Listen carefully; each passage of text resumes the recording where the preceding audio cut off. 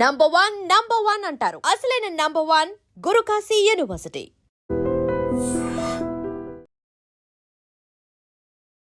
Welcome to iDream news. This is Pawan. జగిత్యాలలో దారుణం చోటు చేసుకుంది. ఓ వివాహిత మహిళ జీవితం అర్ధంతరంగా ఆగిపోవడం జరిగింది.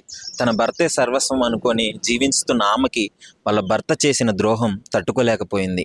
ఒక ట్రాన్స్జెండర్తో సహజీవనం చేస్తూ తెలిసి ఆ విషయం తెలుసుకున్న భార్య ఆత్మహత్యా ప్రయత్నానికి పాల్పడింది.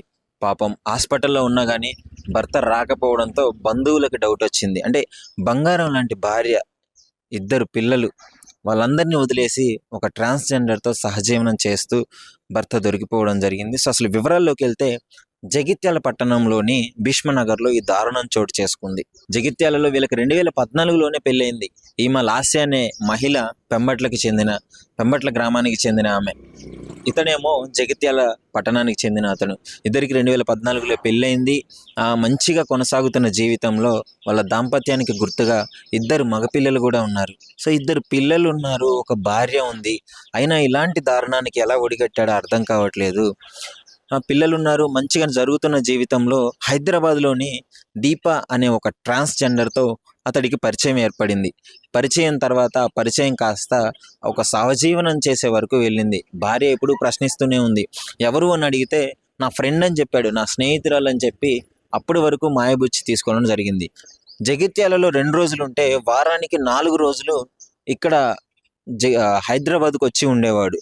తర్వాత వీళ్ళిద్దరి మధ్య తీవ్ర ఘర్షణ మొదలైంది. ఆమె మానసికంగా చాలా కృంగిపోయి 2 పిల్లలు ఉన్నారు నాకు, భర్త ఇలా చేస్తున్నాడు, ఎవరికి చెప్పుకోలేని పరిస్థితి. నా భర్త ఒక ట్రాన్స్జెండర్ ఉంచుకున్నాడని ఆ మహిళ ఎలా చెప్పుకోగలదు వాళ్ళ రిలేటివ్స్తో? ఇంత మనస్తాపానికి గురయ్యి ఎవరికి చెప్పుకోలేక పురుగుల మందు తాగి చనిపోదాం అనుకుంది. పురుగుల మందు తాగిన తర్వాత హాస్పిటల్లో జాయిన్ చేశారు బంధువులందరూ. కానీ భర్త మాత్రం హాస్పిటల్కి కూడా రావలేదు. ఎంత కఠిన హృదయుడో అర్థం చేసుకోండి. చిన్న పిల్లలు ఉన్నారు, కనీసం వాళ్ళ కోసం కూడా రాకపోవడంతో బంధువులకు అనుమానం వచ్చింది. అసలు ఏంటి అని మొత్తం ఎంక్వైరీ చేసుకొని వాళ్ళిద్దరూ జగిత్యాలలోని భీష్మనగర్లో ఒక ఇంట్లో ఉంటున్నారని తెలుసుకొని ఆ బాధితురాలి తల్లి వెంటనే వెళ్ళి ఆ ఇల్లు చూసుకొని వెంటనే తాళం వేసింది. వాళ్ళిద్దరు ఇంట్లో ఉన్న సమయంలో బయట నుంచి తాళం వేసి పోలీసు వాళ్ళకి ఇన్ఫామ్ చేయడం జరిగింది.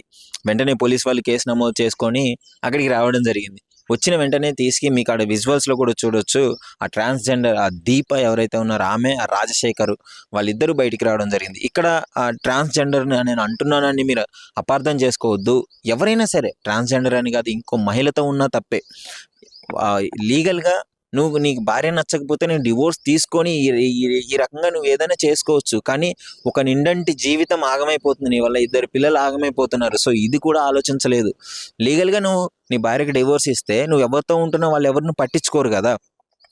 ఆమె మనస్తాపానికి గురయ్యి పాపం సూసైడ్ చేసుకున్నా కూడా నువ్వు హాస్పిటల్కి వెళ్ళలేదంటే భర్త రాజశేఖర్ ఎంత కఠినుడో, ఆ భార్య పట్ల ఎలాంటి ఒపీనియన్ ఉందో మీరు అర్థం చేసుకోవచ్చు.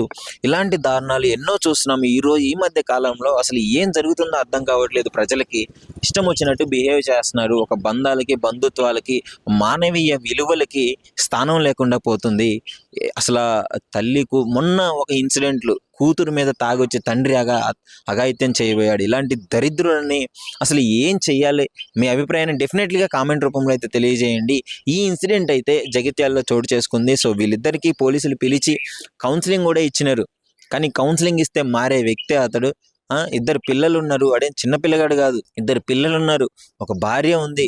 అయినా కూడా ఆమెతో అక్రమ సంబంధం పెట్టుకోవడం అసలు ఎంతవరకు కరెక్ట్ అని మీరు అనుకుంటున్నారు? అసలు అలాంటి వాళ్ళకి ఎలాంటి శిక్షలు పడాలి? డెఫినెట్లీ మీ అభిప్రాయాన్ని అయితే కామెంట్ రూపంలో మా ఐడ్రీమ్తో షేర్ చేసుకోండి. నిజంగా ప్రస్తుతం ఉన్నటువంటి సమాజం దేనికి ప్రయారిటీ ఇస్తుంది? ఆర్థిక సంబంధాల చుట్టూ మాత్రమే తిరుగుతుంది. మళ్ళీ ఎన్నికలంగానే చాలా విరక్తి కలుగుతాం. మంచి అనిపిస్తుంది కదా, లేడీస్ కూడా ఛాలెంజింగ్ జాబ్స్ చేసినప్పుడు చాలా బాగుంటది. ట్రాఫిక్ అసిస్టెంట్స్ గా నియమించిన ట్రాన్స్జెండర్స్ అందరితో సాల్యూట్ చేయించుకుంటున్నారు. ఫుడ్ డెలివరీ ఇవ్వటానికి వెళ్ళినటువంటి డెలివరీ బాయ్ అనిల్ పై కళ్ళ ముందు